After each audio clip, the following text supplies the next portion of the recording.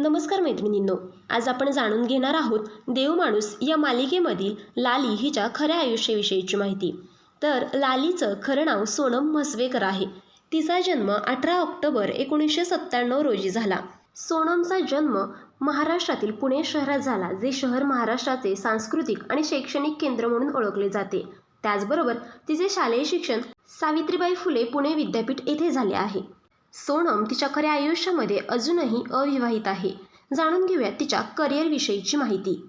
सोनमने पुणे विद्यापीठाच्या ललित कला केंद्रातून नाट्यशास्त्राचा अभ्यासक्रम पूर्ण केला आणि खेली मेली, बाल्ड, सोप्रानो, रिंगण आणि संगीत म्युनिसिपॅलिटी यांसारख्या तिच्या रंगमंच नाटकांसाठी ती प्रसिद्ध आहे। 2014 मध्ये सोनमने झी मराठीच्या जय मल्हार या मालिकेत गांगेची भूमिका साकारली होती। तिने देवदत्त नागे यांच्यासोबत स्क्रीन शेअर केली होती आणि सुरभी हांडे यांच्यासोबत सुद्धा तिने स्क्रीन शेअर केली होती। 2020 मध्ये तिने महाराष्ट्राचा सुपरस्टार या शोमध्ये भाग घेतला होता। मकरंद देशपांडे यांनी परीक्षण केलेल्या या शोमध्ये ती उपविजेती ठरली। 2022 मध्ये तिने सन मराठीच्या माझी माणसं या मालिकेत जानकी पाठक यांच्यासोबत काम केले आणि आता ती आपल्याला देव माणूस मधला अध्याय या मालिकेत एका प्रमुख भूमिकेत दिसली आहे। तिने लालीची भूमिका स्वीकारली आहे आणि किरण सोबत स्क्रीन शेअर केली आहे।